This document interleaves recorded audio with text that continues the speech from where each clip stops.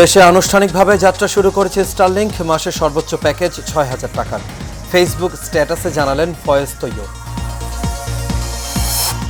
উড্ডয়নের পর টার্কিশ এয়ারলাইন্সের প্লেনের ইঞ্জিনে আগুন, শাহজালাল বিমানবন্দরে জরুরি অবতরণ। ইশরাক হোসেনকে মেয়র ঘোষণার দাবিতে আজ নগর ভবন অবরুদ্ধ করে আন্দোলনে সমর্থকরা। কর্মসূচি বিকেল ৫টা পর্যন্ত চলবে। এবং হত্যা চেষ্টা মামলায় জামিন পেলেন ঢাকাই সিনেমার নায়িকা নুসরাত ফারিয়া। নারী নির্যাতন মামলায় গায়ক নোবেল গ্রেপ্তার।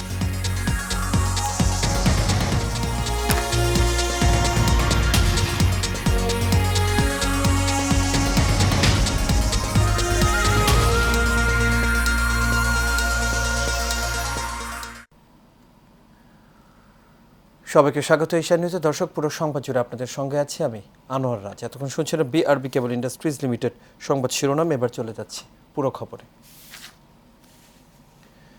দেশে আনুষ্ঠানিকভাবে যাত্রা শুরু করেছে বিশ্বখ্যাত প্রযুক্তি উদ্যোক্তা ইলন মাস্কের স্পেস এক্সের স্যাটেলাইট ইন্টারনেট সেবা স্টারলিংক। উন্নত বিশ্বের অনেক দেশে ইতোমধ্যে চালু হওয়া এই পরিষেবা বাংলাদেশেও ফ্রিল্যান্সিং, শিক্ষা, স্বাস্থ্য, ব্যবসা খাতে বৈপ্লবিক পরিবর্তনের দ্বার উন্মোচন করবে বলে মনে করা হচ্ছে। মঙ্গলবার সকালে টেলিযোগাযোগ ও তথ্য প্রযুক্তি মন্ত্রণালয়ের দায়িত্বপ্রাপ্ত প্রধান উপদেষ্টার বিশেষ সহকারী ফয়েজ আহমদ তৈয়ব বাংলাদেশে স্টারলিংকের ইন্টারনেট পরিষেবা চালুর বিষয়টি নিশ্চিত করেছেন।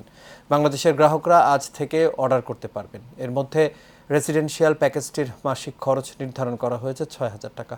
অন্যদিকে অপেক্ষাকৃত কম খরচে ইন্টারনেট সেবা পেতে আগ্রহী গ্রাহকদের জন্য রয়েছে রেসিডেন্সিয়াল লাইট প্যাকেজ, যার মাসিক খরচ ৪,২০০ টাকা।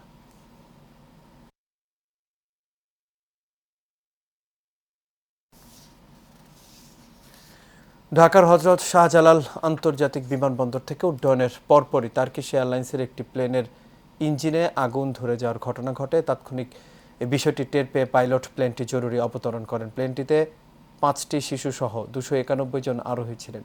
মঙ্গলবার সকাল ৭টায় এই ঘটনা ঘটে বলে শাহজালাল আন্তর্জাতিক বিমানবন্দরের নির্বাহী পরিচালক group captain SM. Ragib Samad নিশ্চিত করেছেন। জানা গেছে, টার্কিশ এয়ারলাইন্সের TK-713 ফ্লাইটটি শাহজালাল আন্তর্জাতিক বিমানবন্দর থেকে সকাল ৭টার দিকে ২৯০ জন যাত্রী নিয়ে তুরস্কের ইস্তাম্বুলের উদ্দেশ্যে রওনা দেয়। উড্ডয়নের ১৫ মিনিটের মাথায় পাইলট এর একটি ইঞ্জিনে স্পার্ক দেখতে পান। পাইলট প্লেনটি দ্রুত অবতরণের সিদ্ধান্ত নেন। এই অবস্থায় আকাশে চক্কর দিয়ে তেল পুড়িয়ে সোয়া ৮টায় জরুরি অবতরণ করেন পাইলট।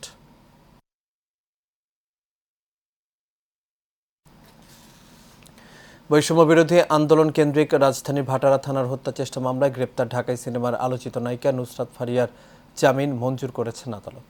মঙ্গলবার ঢাকার চিফ মেট্রোপলিটন ম্যাজিস্ট্রেট আদালতের বিচারক মোস্তাফিজুর রহমান আসামি পক্ষের আবেদনের পরিপ্রেক্ষিতে তার জামিন মঞ্জুর করেন। গত ১৮ মে থাইল্যান্ড যাওয়ার সময় ঢাকার হযরত শাহজালাল আন্তর্জাতিক বিমানবন্দরের ইমিগ্রেশন চেকপোস্ট থেকে নুসরাত ফারিয়াকে গ্রেপ্তার করা হয়। তার বিরুদ্ধে জুলাই গণঅভ্যুত্থানের সময়ের ঘটনায় হত্যা চেষ্টার অভিযোগে মামলার পরোয়ানা ছিল। এরপর সোমবার ঢাকার চিফ মেট্রোপলিটন ম্যাজিস্ট্রেট আদালতে নেওয়া হলে বিচারক তাকে কারাগারে পাঠানোর আদেশ দেন। পরে দুপুর ২:৩০টার দিকে তাকে পুলিশ প্রহরায় গাজীপুরের কাশিমপুর কেন্দ্রীয় কারাগারে নেওয়া হয়।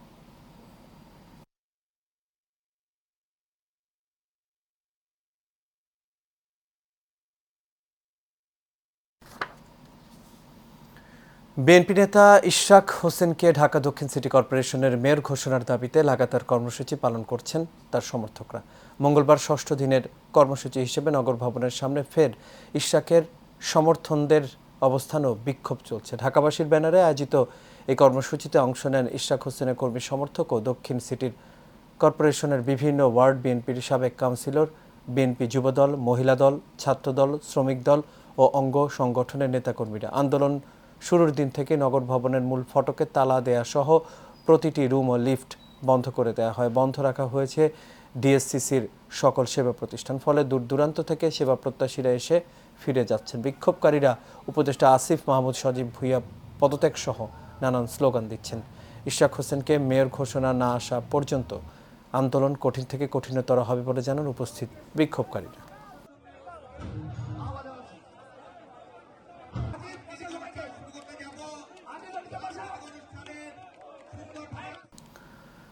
বিভিন্ন বিষয় কেন্দ্র করে সমালোচনায় থাকেন সঙ্গীতশিল্পী মাইনুল আহসান নোবেল। এবার নারী নির্যাতন মামলায় এই গায়ককে গ্রেপ্তার করেছে পুলিশ। ঢাকার ডেমরা থেকে তাকে গ্রেপ্তার করা হয়েছে। ডেমরার সারুলিয়ার আমতলার নিজ বাসা থেকে তাকে গ্রেপ্তার করা হয়েছে। দুপুরে নোবেলকে আদালতে পাঠাবে পুলিশ।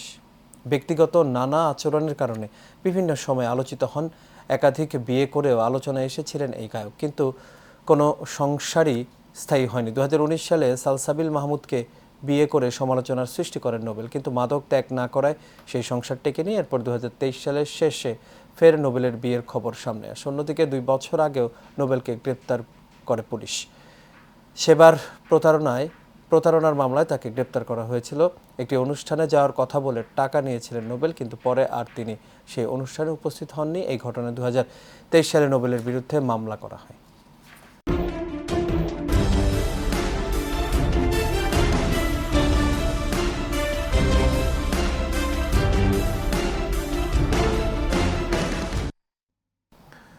মুন্সিগঞ্জের মীর কাদিমে পারিবারিক কলহের জেরে স্ত্রী মিতু আক্তারকে ধারালো বটি দিয়ে কুপিয়ে হত্যার পর পুলিশের কাছে আত্মসমর্পণ করেছে স্বামী সুমন মিয়া।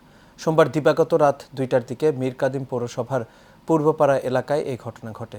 পরে ভোর 5টার দিকে মুন্সিগঞ্জ সদর থানায় এসে আত্মসমর্পণ করে স্বামী সুমন। প্রত্যক্ষদর্শী ও স্বজনরা জানায়, প্রায় 8 মাস আগে মিতু আক্তারকে বিয়ে করে অভিযুক্ত সুমন।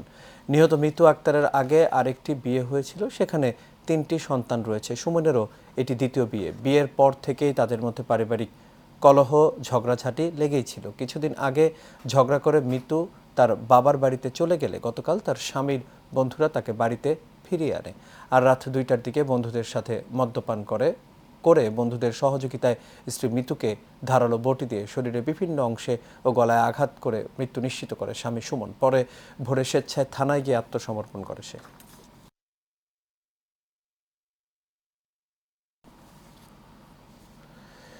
ভারতের মেঘালয় ও আসামে টানা ভারী বর্ষণ এবং শেরপুরে গত 4 দিনের থেমে থেমে বৃষ্টিপাতের কারণে জেলার নদ নদীর পানি দ্রুত বাড়ছে। এরই মধ্যে চেল্লাখালী নদীর পানি বিপদসীমা অতিক্রম করেছে। পানি উন্নয়ন বোর্ডের সবশেষ তথ্য অনুযায়ী চেল্লাখালী নদীর পানি বিপদসীমার 106 সেন্টিমিটার উপর দিয়ে প্রবাহিত হচ্ছে। গত রাত 10টায় পানির উচ্চতা ছিল 39 সেন্টিমিটারের ওপর, যা রাতেই কিছুটা কমে। তবে ভোর থেকে মুষলধারে বৃষ্টি এবং উজানে অতিরিক্ত বর্ষণের কারণে আবারও পানি বৃদ্ধি পেয়েছে। সোমেশ্বরী নদীর পানি বেড়ে গিয়ে নির্মাণাধীন চাপাতুলি সেতুর পাশে নিম্নাঞ্চলে প্রবেশ করায় আশপাশের কয়েকটি দোকান ক্ষতিগ্রস্ত হয়েছে। শেরপুর পানি উন্নয়ন বোর্ডের মঙ্গলবার সকাল 9টার তথ্য অনুযায়ী ভোগাই নদীর পানি বিপদসীমার 379 সেন্টিমিটার নিচে, নালিতাবাড়ি পয়েন্টে বিপদসীমার 257 সেন্টিমিটার নিচে এবং পুরাতন ব্রহ্মপুত্র পয়েন্টে বিপদসীমার 687 সেন্টিমিটার নিচ দিয়ে প্রবাহিত হচ্ছে।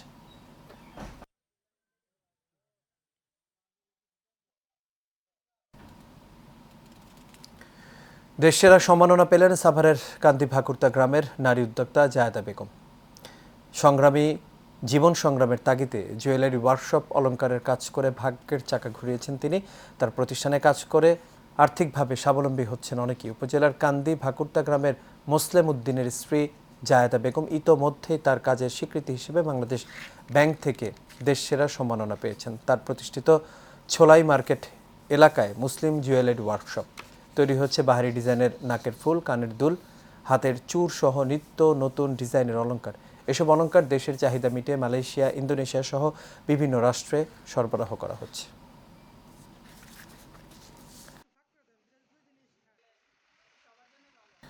জামালপুরের ইসলামপুর উপজেলায় একটি নিরীহ পরিবারের পাকা ধান সহ কৃষি জমি জবরদখলের ঘটনা ঘটেছে। কৃষক জামাল উদ্দিন ও তার ভাইদের ভোগ দখলকৃত 7 একর জমি দখল করে নেয় স্থানীয় প্রভাবশালী মহলের শতাধিক উচ্ছৃঙ্খল লোক। ঘটনার সময় আক্রমণকারীরা সংঘবদ্ধ হয়ে দেশীয় অস্ত্র নিয়ে ওই জমিতে অস্থায়ী টিনের ঘর স্থাপন করে। খবর পেয়ে জমির মালিকরা জমিতে গেলে তাদেরকে পিটিয়ে আহত করা হয়। এতে গুরুতর আহত হয় শরীফুদ্দিন ও নওশী পারভিন সহ 9 জন। পরে তাদেরকে ইসলামপুর ও জামালপুর হাসপাতালে ভর্তি করা হয়েছে। খবর পেয়ে যৌথ বাহিনী অভিযান চালিয়ে পরিস্থিতি নিয়ন্ত্রণে আনেন। ঘটনার সঙ্গে জড়িত অভিযোগে 5 জনকে এরই মধ্যে আটক করেছে পুলিশ।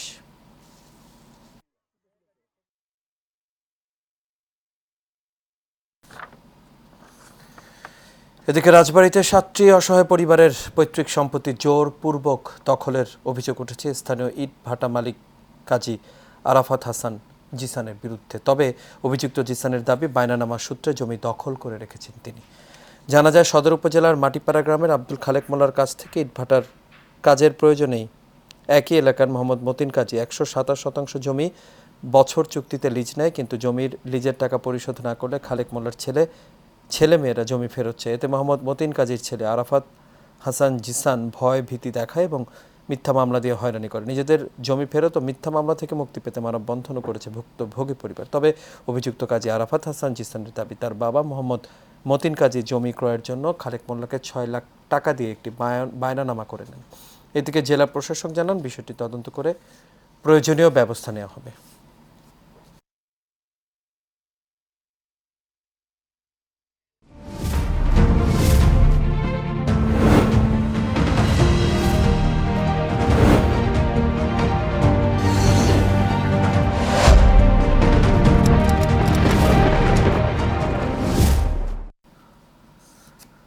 এবার প্রবাস সংবাদ। বাংলাদেশ জাতীয়তাবাদী স্বেচ্ছাসেবক দল বাহরাইন শাখার আসিফ আহমেদ স্বদেশ গমন উপলক্ষে সম্মাননা ও গণসংবর্ধনা অনুষ্ঠিত হয়েছে। মোহাম্মদ রাশেদুল ইসলাম রাহাত খান ও বাহরাইন জাতীয়তাবাদী দলনেতা সেলিম আহমেদের যৌথ সঞ্চালনায় রাজধানীর মানামায় একটি হোটেলে অনুষ্ঠানের সভাপতিত্ব করেন বাহরাইন কেন্দ্রীয় বিএনপির প্রধান উপদেষ্টা সাবের আহমেদ। এ সময় প্রধান অতিথি হিসেবে উপস্থিত ছিলেন বাহরাইন কেন্দ্রীয় বিএনপির সভাপতি ফয়সাল মাহমুদ চৌধুরী এবং প্রধান বক্তা ছিলেন বাহরাইন কেন্দ্রীয় বিএনপির সাধারণ সম্পাদক আলাউদ্দিন আহমেদ উড়িষ্যা। এছাড়া বিশেষ অতিথি ছিলেন মোহাম্মদ খম আশরাফ, সাংগঠনিক সম্পাদক ছিলেন নাসির হোসেন ও মকবুল হোসেন মুকুল সহ বাহরাইন বিএনপির অঙ্গ সংগঠনের বিভিন্ন নেতৃবৃন্দ। আর এর সাথে শেষ করবে এশিয়ান নিউজ। তবে যাবার আগে বিআরবি কেবল ইন্ডাস্ট্রিজ লিমিটেড সংবাদ শিরোনামগুলো দেখে নেব দর্শক আরও একবার।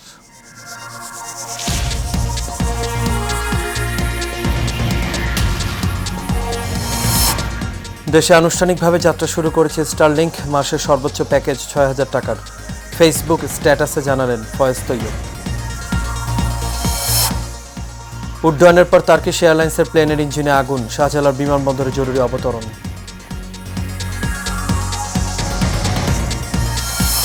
ইশরাক হোসেনকে মেয়র ঘোষণার দাবিতে আজও নগর ভবন অবরুদ্ধ করে আন্দোলনের সমর্থকরা। কর্মসূচি বিকেল ৫টা পর্যন্ত চলবে। এবং হত্যাচেষ্টা মামলায় জামিন পেলেন ঢাকায় সিনেমার নায়িকা নুসরাত ফারিয়া। নারী নির্যাতন মামলায় গায়ক নোবেল গ্রেপ্তার।